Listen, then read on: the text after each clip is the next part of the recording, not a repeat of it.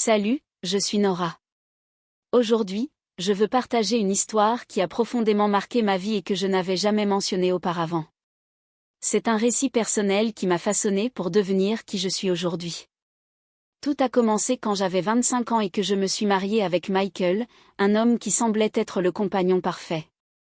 Michael était grand, attirant et mature, avec des yeux d'un bleu profond et des cheveux châtains bien coiffés. Son sourire était inoubliable et son comportement toujours éduqué et attentionné faisait que tout le monde se sentait à l'aise à ses côtés. Nous nous sommes rencontrés grâce à un ami commun. Bien qu'au début je n'avais pas de grandes attentes concernant le rendez-vous, je pensais que l'amour devait surgir naturellement. Mais Michael m'a impressionné dès le premier moment. La connexion entre nous était instantanée, nous parlions comme si nous nous connaissions depuis toujours. Cette chaleur que j'ai ressentie en lui était quelque chose que je n'avais jamais expérimenté auparavant. Après plusieurs mois à nous connaître, nous avons décidé de nous marier. Notre mariage était simple mais rempli de joie et d'amour. En prononçant nos vœux, j'ai senti que j'avais trouvé quelqu'un qui serait toujours à mes côtés. Ainsi a commencé ma vie avec Michael, un rêve devenu réalité. Cependant, comme je le découvrirai plus tard, même les rêves peuvent se transformer en défis inattendus. Les premiers jours de mon mariage avec Michael étaient comme un conte de fées. Il était un mari attentionné, affectueux et dévoué. Bien que son travail en tant que directeur dans une entreprise de matériaux pour la maison demandait beaucoup de son temps, il s'assurait toujours de réserver des moments pour être avec moi. Nous profitions de soirées tranquilles à regarder des films et de longues discussions à la fin de la journée. Je me sentais comme la femme la plus chanceuse du monde, non seulement d'avoir un mari merveilleux, mais aussi de partager avec lui un foyer rempli d'amour et d'espoir. Michael était prospère et respecté dans son travail, et j'admirais son éthique professionnelle et son désir de construire un avenir brillant pour nous. Cependant, au fil des mois, le rythme de son travail a commencé à changer. Les heures s'allongeaient et les voyages d'affaires devenaient plus fréquents. Bien qu'il essayait de compenser son absence dans les moments libres, la distance émotionnelle entre nous a commencé à se faire sentir. Souvent, je dînais seule, me sentant solitaire, mais je me disais que tous les sacrifices en valaient la peine pour l'avenir que nous construisions ensemble. Je ne savais pas que cette phase, apparemment temporaire, deviendrait le début des défis les plus difficiles de notre relation. Avec le temps, la pression professionnelle de Michael a augmenté. Avec elle, notre relation a commencé à changer. Il partait tôt le matin et rentrait tard, épuisé. Les dîners qui étaient autrefois des moments pour se connecter se sont réduits à des échanges brefs. Et au lieu de profiter du temps ensemble, il allait souvent directement se coucher. J'ai essayé d'être compréhensive, je savais que Michael travaillait dur pour assurer un bon avenir pour nous deux, mais je ne pouvais pas m'empêcher de me sentir seule. Mon besoin d'amour et d'attention n'était pas satisfait, et cela a commencé à créer un vide qui devenait de plus en plus profond. Malgré tout, je me répétais que ce n'était qu'une phase difficile, que notre amour surmonterait n'importe quel obstacle. Mais la distance ne se faisait pas seulement sentir dans nos conversations, elle affectait aussi notre intimité. Il y avait des nuits où j'essayais de m'approcher de lui pour parler ou me reconnecter, mais sa réponse était toujours la même, un sourire fatigué suivi d'un « j'ai besoin de me reposer ». Bien que je savais qu'il était épuisé, je ne pouvais pas m'empêcher de me sentir ignorée et déconnectée. Ce sentiment de solitude m'a amené à me questionner sur des choses qui n'avaient jamais traversé mon esprit auparavant. Sans le savoir, j'étais sur le point de faire face à une situation qui mettrait à l'épreuve non seulement ma force émotionnelle, mais aussi les valeurs et les limites qui soutiennent ma vie. Un jour, alors que Michael était en voyage d'affaires, ma routine quotidienne se déroulait normalement. Le matin, je m'occupais des tâches ménagères, essayant de rester occupée pour ne pas trop penser à ma solitude. À midi, fatiguée, j'ai décidé de me reposer un moment dans la chambre, perdue dans mes pensées. C'est alors que j'ai entendu un bruit. En regardant vers la porte, à ma grande surprise, j'ai vu mon beau-père, Monsieur Eden, debout là. Je suis restée paralysée, incapable de dire un mot. Son regard est resté fixé sur moi plus longtemps que nécessaire, ce qui m'a mise mal à l'aise. J'ai rapidement essayé de me ressaisir et lui ai demandé « Papa, que fais-tu ici ?» Il a bafouillé quelque chose sur le fait d'être de passage, mais son explication n'était pas convaincante. Après quelques moments tendus, il est parti précipitamment, laissant une atmosphère lourde. Le reste de la journée, je n'ai pas pu chasser cette image de mon esprit. J'ai essayé de me convaincre que ce n'était qu'un malentendu, mais les choses ne se sont pas arrêtées là. Plus tard, alors que je préparais le dîner, j'ai senti que quelqu'un m'observait. Je me suis retournée, encore une fois, il était là, debout dans l'embrasure de la porte, me regardant fixement. Cette fois, sa présence m'a mise encore plus mal à l'aise. Bien que j'ai essayé de garder mon calme, le malaise grandissait à chaque interaction. Eden a commencé à s'approcher plus que nécessaire dans les espaces partagés, et son regard insistant me faisait sentir envahi dans mon propre foyer. J'ai fait des efforts pour rationaliser cela comme un geste mal interprété de préoccupation familiale, mais la sensation croissante que quelque chose n'allait pas était inévitable. Ces moments ont été le prélude à une révélation qui changerait à jamais la dynamique de ma relation avec lui et avec ma propre famille. Un matin, après que Michael soit parti tôt pour un voyage d'affaires, je suis restée seule à la maison avec mon beau-père, Monsieur Eden. Alors que je ramassais les assiettes du petit déjeuner, j'ai senti sa présence derrière moi. Soudain, sa main a touché mon épaule, ce qui m'a fait sursauter et lâcher le torchon que je tenais. En me retournant, je l'ai trouvé trop près avec une expression étrange sur le visage. « Papa, quelque chose ne va pas ?» ai-je demandé en essayant de paraître calme.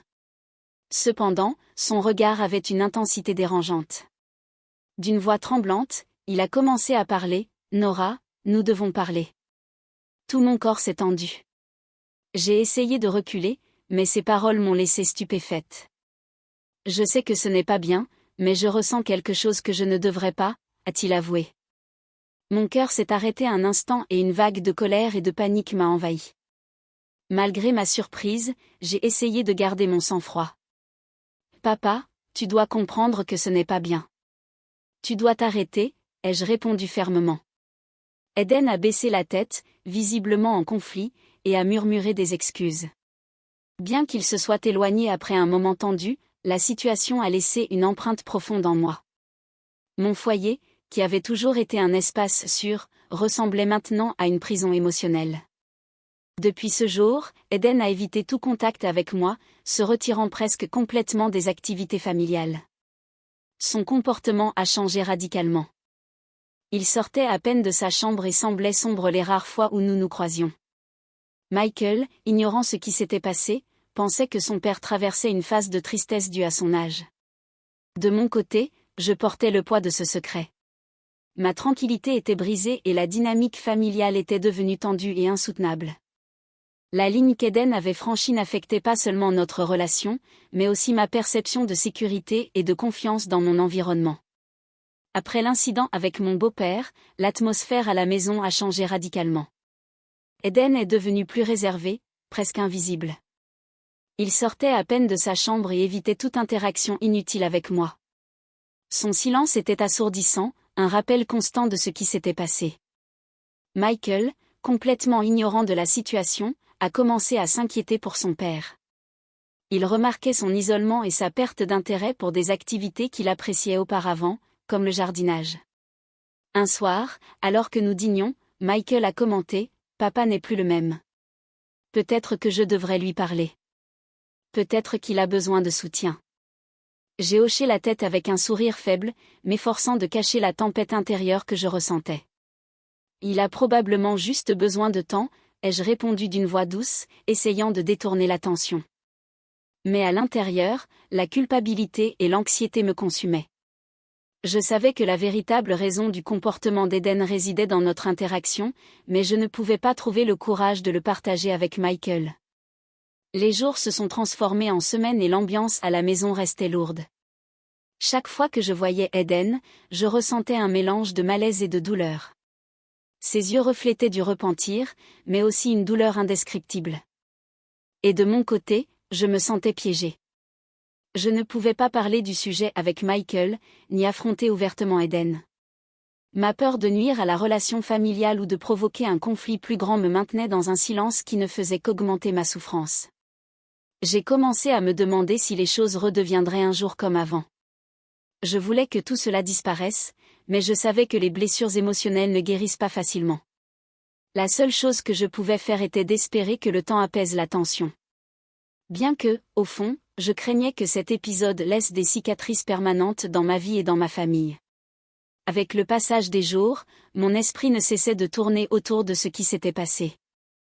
Je me sentais piégée dans un conflit interne. D'un côté, il y avait mon désir de protéger la stabilité de ma famille, de l'autre, le besoin d'aborder ce qui s'était passé pour me libérer de la tension émotionnelle que je portais.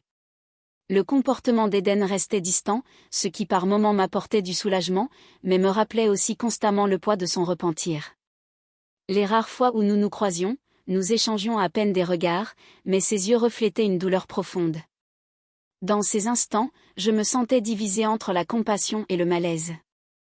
Michael, ignorant tout, continuait à se concentrer sur son travail. Chaque fois qu'il me parlait de la tristesse de son père ou de la distance étrange entre eux, mon cœur se remplissait de culpabilité. « Et tu devrais peut-être essayer de lui parler à nouveau », me disait-il, sans savoir que ces mots remuaient encore plus ma tempête intérieure. Après de nombreuses nuits blanches, j'ai réalisé que le silence n'était pas la solution. Éviter le problème ne faisait qu'empirer la situation pour moi et pour les autres. Bien que l'idée de confronter Eden me terrifiait, j'ai compris qu'il était nécessaire d'établir des limites claires et de protéger les valeurs de ma famille. Un jour, j'ai décidé d'avoir une conversation honnête avec lui. Le cœur battant, j'ai frappé à la porte de sa chambre. Eden a ouvert, surpris, et m'a regardé avec un mélange de peur et de honte. « Nous devons parler », ai-je dit fermement. La conversation a été difficile, chargée d'émotions. Mais je lui ai fait comprendre clairement que ce qui s'était passé ne pouvait pas se reproduire. Cela ne nous affecte pas seulement toi et moi, mais toute notre famille, lui ai-je dit. Eden a hoché la tête, visiblement repentant, et a promis de respecter les limites qu'il aurait dû maintenir dès le début. Bien que la conversation ait été un pas important, je savais que guérir les blessures prendrait du temps. Mais j'ai aussi compris que la force de me protéger et de maintenir les valeurs de ma famille était ce qui m'aiderait à surmonter cette épreuve. Après ma conversation avec Eden, l'atmosphère à la maison a commencé à changer progressivement. Il a tenu sa promesse de respecter les limites, évitant toute interaction inutile. Bien qu'il restait distant, son comportement reflétait un effort conscient pour rectifier ses erreurs. De mon côté, j'ai commencé à retrouver un sentiment de contrôle sur ma vie. Parler ouvertement avec Eden avait été difficile mais nécessaire. Pour la première fois en semaine, j'ai senti que je pouvais respirer un peu plus tranquillement. Bien que la douleur et le malaise persistaient, je savais que j'avais pris la bonne décision. Michael continuait à ne rien soupçonner.